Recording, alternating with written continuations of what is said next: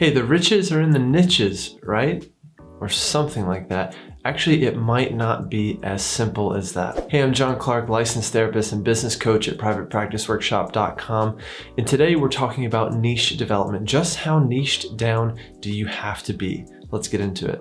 Okay, so the first point I want to make is why niche at all? Well, when you niche down, specificity equals clarity. And clarity in marketing wins. In marketing, you're looking to create an affirmative experience. The person has an idea of what they're looking for and they find exactly that. Now, specializing in your practice also communicates a higher level of expertise. It communicates that you truly are an expert in this particular type of area. And let's face it, people want the best. Again, when you have a specific niche and you communicate that specificity, there's real power and synergy between the consumer and your brand or your marketing collateral. When someone discovers your brand, you want them to have this affirmative yes experience. So why else should you niche? Well, to differentiate yourself in the market and to distinguish yourself or differentiate yourself from other therapists. The reality is, especially if you're in a market that has a lot of therapists, just being better is not nearly as good as being different.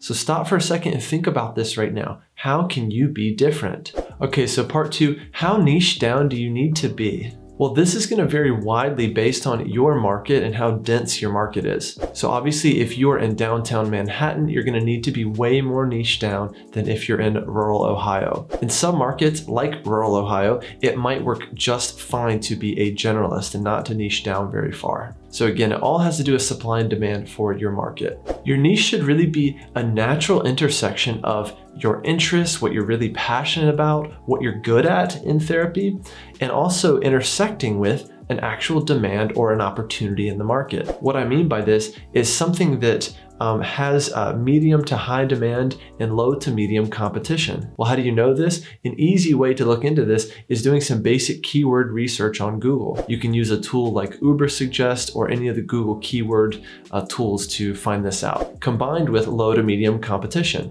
This is going to give you an idea that there is in fact a demand for it that's strong enough and the competition isn't through the roof. All right, so the last piece is what kind of niche are you going to have? There's a bunch of different options here. So one way to niche down would be around your demographic. So for instance, working with women or teenage boys or veterans, etc., etc. Another and a very common approach to niching down is by clinical issue. So for example, anxiety, OCD, PTSD, eating disorders, etc. Maybe you're niching down based on your approach or modality. Again, another very common way to niche. So maybe your niche is actually some intersection of all of these, and it could look like we specialize in EMDR for female veterans with PTSD. Again, depending on your market, that could work really well.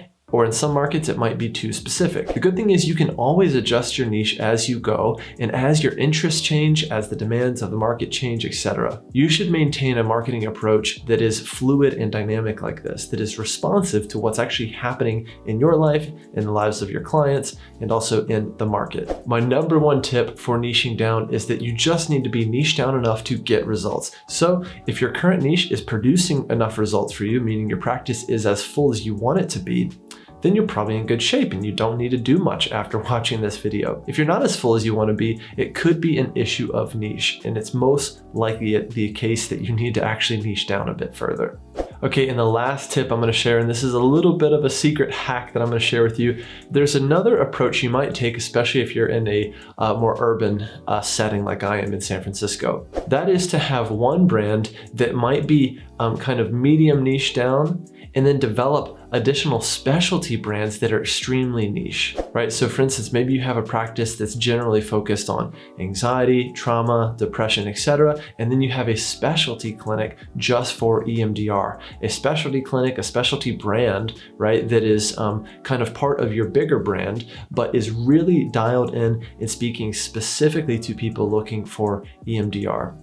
this could be a powerful approach and a way to kind of have your cake and eat it too. So what's your niche? Let me know in the comments below. Do you think you're niche down enough? Are you having trouble figuring out your niche? Do you have fears about niching down and fears of missing out if you were to niche down further? Let me know that in the comments below and I'll be sure to respond to each comment. By the way, if you're watching this video soon after it was released, that means the doors to our Business Made Human Mastermind program are about to open in just a few weeks. This is a weekly mastermind where you meet with me and a small group of like-minded therapists who are at your level, and we're working on building a purpose-driven business, a business that is fueled by your purpose, your passion, your personal mission in life, one that also fits into your lifestyle, a business that feeds your lifestyle and doesn't take away from it. It's also a wonderful way to build community with other therapists, especially as a lot of us are more disconnected now, working remote, etc. Doors to Business Made Human open only twice per year, so now is the time to jump in. Head to privatepracticeworkshop.com, click on Business Made Human to get on the waiting list, and the doors will open shortly. Hope this was helpful. Again, I'm John Clarke from privatepracticeworkshop.com, helping you build a better business without all the overwhelm, and I'll see you in the next video. Cheers.